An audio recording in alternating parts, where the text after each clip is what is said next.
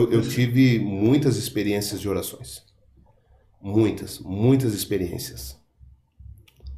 Eu vivi, assim, 3 anos de intensa experiências de orações. Foi um período, Tiago, que eu decidi me afastar dos homens. O tempo que eu dedicava com amigos, não que eu me tornei rude, mas eu vi que o tempo que eu gastava com pessoas, ligando, falando e conversando, eu poderia estar dentro do quarto falando realmente com Deus. E eu passei a me dedicar às orações diárias e jejuns. Comecei a fazer campanhas de jejuns, de orações, e fui intensificando as orações e os jejuns. E a partir dali eu comecei realmente, de fato, não muito tempo depois, viver experiências que marcaram a minha vida. Por exemplo, antes do testemunho, quero falar de uma experiência que para mim foi muito forte. Logo que eu comecei realmente a orar mesmo, não orar para ter poder, para ter unção, para ter conhecimento, não foi essa a minha dedicação já. Eu comecei a orar para realmente conhecer a Deus, para ouvir a voz do Espírito Santo. Eu comecei a buscá-lo para ser íntimo dele, e de maneira nenhuma para pedir algo para ele. Mas eu me lembro que uma madrugada nós estávamos orando, eu e a minha esposa, e eu não sei, irmão, acho que eu fiquei emocionado com a oração. E eu me levantei do quarto, minha esposa estava orando, e eu me levantei orando de madrugada, e comecei a andar dentro de casa, e eu comecei a gritar, e eu fui lá e bati na mesa de casa, assim, isso 4 horas da manhã, Thiago, eu batendo na mesa, chorando, a minha esposa orando no quarto, e eu, Senhor, eu quero viver o que ninguém está vivendo no Brasil. Eu quero ter experiências que ninguém está tendo. Então, Senhor, se eu sentar aqui em torno dessa mesa para mim me alimentar, o Senhor vai ter que sentar do meu lado. Aí eu abri a porta, que a garagem ficava de frente para a porta da cozinha, eu abri a garagem e fui lá e bati em cima do capô do carro. Não era nem carro, era um Ford Ka, bem. Mas tinha limpador. Tinha limpador com borracha, viu, Thiago? Isso é importante. É importante. E aí eu fui lá e bati em cima do capô do carro. Tô brincando. Foi o carro que mais me abençoou, muito econômico. E eu bati em cima do capô do carro e disse, Senhor, olha, chorando, 4 horas da manhã, um frio, irmão. E eu lá fora, de pijama, batendo em cima do carro, dizendo, Senhor, se eu entrar nesse carro para viajar, o Senhor vai ter que sentar aqui do meu lado, vai viajar comigo. E parece loucura, né? Mas há momentos que o seu espírito fala. E voltei, continuei orando com a minha esposa e aquela semana eu esqueci. E eu fui ministrar na divisa do Uruguai, num congresso. Eu ministrei quinta e sexta-feira. E no sábado e domingo eu tinha que ministrar em Ponta Grossa, num congresso de setor, círculo de oração. E para isso, Tiago, nós tivemos que viajar a noite toda. Acabou o congresso, igual vou fazer hoje à noite. Acabo de administrar e viajar. Tchau. E viajamos. Quando amanheceu o dia, nós cruzamos fronteira, Santa Catarina, Rio Grande do Sul, e continuamos viajando. 11 horas paramos para almoçar. Quando foi próximo de 1h da tarde, nós estamos andando na BR com o carro. Aí nós avistamos 2 pessoas andando na beira da BR. Um senhor baixinho, de 1,60 m no máximo, ele era bem baixinho mesmo, moreninho claro, assim, igual o Thiago, com a menina do lado, de vestidinho, ele tava de terno, irmão.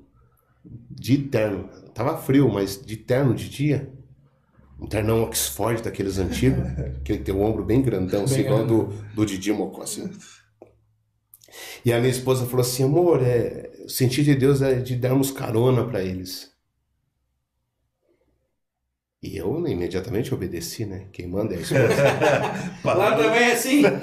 Sabedoria, né? Só muda o endereço. Sabedoria, quem manda é a esposa. Então retornamos e oferecemos carona e eles disseram que queriam e entraram no carro e seguimos viagem. 1h da tarde, Jean. 15 minutos depois, estamos passando em frente à churrascaria Espeto de Ouro. Aí eles passam olhando e minha esposa pergunta para eles: vocês já almoçaram? Não, não almoçamos. Aí a minha esposa: paga almoço para eles, amor. Você imagina quanto que é o almoço no Espeto de Ouro, né? Nós tínhamos almoçado num restaurante comum. E aí, mediante a resposta da menina que estava com fome, paramos e eles almoçaram, se alimentaram bem. Tinha até aquela picanha que vem com queijo derretido, sabe? Espeto corrido. Que não acho que eu não como, né? E eles se alimentaram muito bem, pegaram a aguinha com gás e seguimos viagem. Estou falando de experiência de orações. Que eu passei a viver experiência de orações quando eu comecei a me aprofundar nas orações. E aí, eu estava de tênis, calça jeans, camiseta, o rádio do carro queimado. Eu perguntei para o senhor está indo aonde? Ele falou assim: o senhor pode me deixar no trevo ali. É uns 20 quilômetros para frente. Eu disse: não, senhor, o senhor está indo aonde? Aí ele me disse assim, sem saber que eu era cristão, ele me disse assim: não, eu estou indo pregar num ponto de pregação da Assembleia de Deus na fazenda. Aí, como eu estava vestido à paisana, camiseta, calça jeans, né, não estava social, eu falei para ele assim, dando uma de João sem braço. Eu falei: o senhor é da Assembleia de Deus? Ele disse: sou. E ele falou assim: eu sou da Assembleia. Era breia mesmo. E eu falei: o senhor é pregador? Ele falou: sou pregador. Inclusive, Deus me deu uma mensagem para pregar lá. Ele arrancou um papel assim do bolso e mostrou com a mão, e estava escrito assim, Ezequiel 37, o Vale de Ossos Secos. Estava assim escrito assim, o papelzinho. Ó, Deus me deu uma mensagem enquanto eu orava de madrugada. E eu falei para ele: querido, como é que esse negócio de orar e Deus fala, como é que é isso? Dando uma de João sem braço, você vê como que... Buscando uma experiência, né? Uma resposta, talvez, de Deus. E ele falou assim: ó, o senhor não vai entender muito porque o senhor não é crente, mas é assim, ó, eu faço campanha de jejum e oro e Deus me dá uma mensagem. E aí eu falei: mas como é que é esse negócio do jejum dos crentes? Aí ele olhou para mim assim no outro, e falou assim: é assim, senhor, eu começo um propósito meia-noite e eu vou até às 6 horas da tarde do outro dia. Eu falei: tá, bacana, mas em quantos dias o senhor faz essas campanhas? Ah, depende do propósito, mas a última que eu entreguei ontem duraram 21 dias. Meu Deus. Aí, ele sem saber que eu era um cristão, um crente, eu falei: mas quando ele mostrou um papelzinho para mim, Jean, eu vi que a mão dele estava cheia de calo. E aí eu perguntei para ele: viu, mas a sua mão está cheia de calo. Quando o senhor jejua, o senhor trabalha? Tiago, ele deu um tapa no peito e falou assim: rapaz, é a safra do feijão.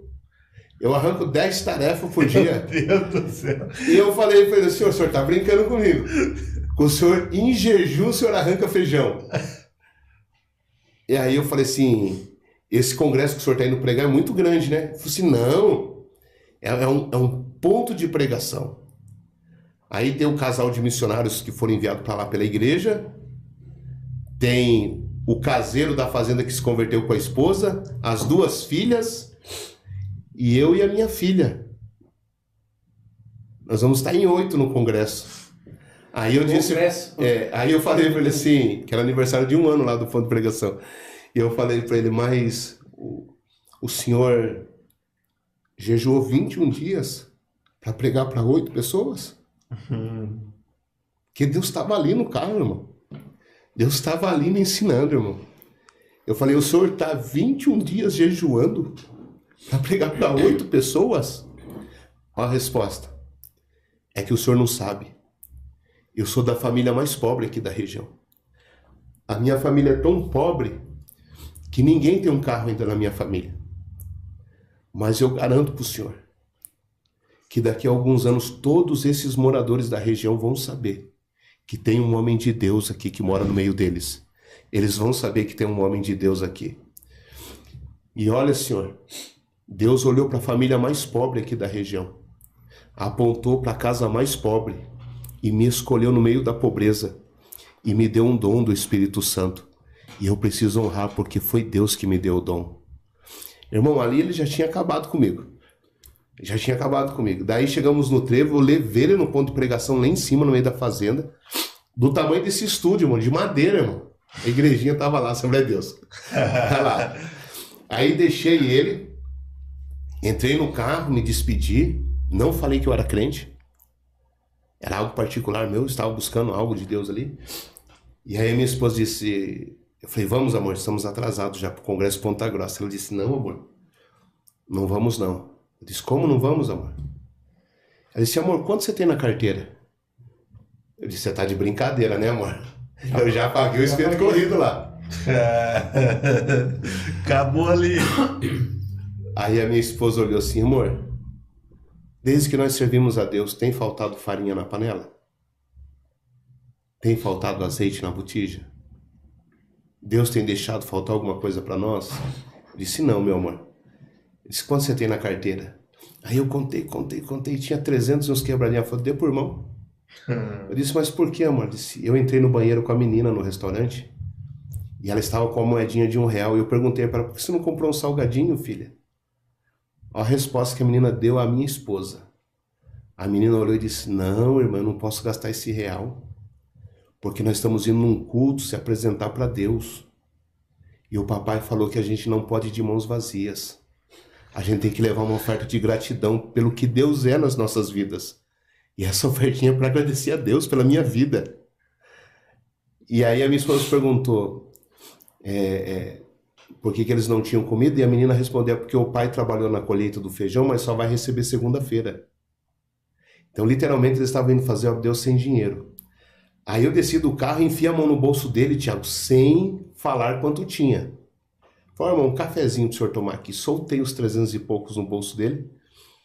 E aí ele olhou para mim e disse, eu não sei se você crê nas coisas de Deus, mas se você crê em Deus, abaixa a cabeça, eu vou orar pelo senhor.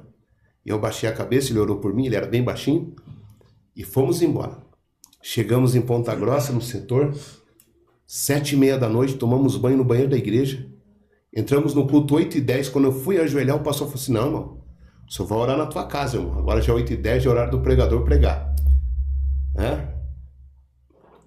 Dá o microfone aqui pro pastor. Passou para mim, e eu, 8h10, cumprimentei a igreja com a paz do Senhor.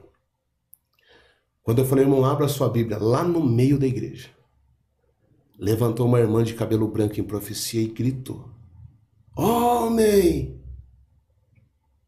tem me desafiado nas orações das madrugadas. Há 7 dias atrás, às 4h07 da manhã, você me desafiou dentro da tua casa e me disse, se eu sentar em torno da mesa, Senhor, o Senhor vai sentar do meu lado para comer comigo. Eu sentei contigo na mesa hoje, homem, e comi contigo.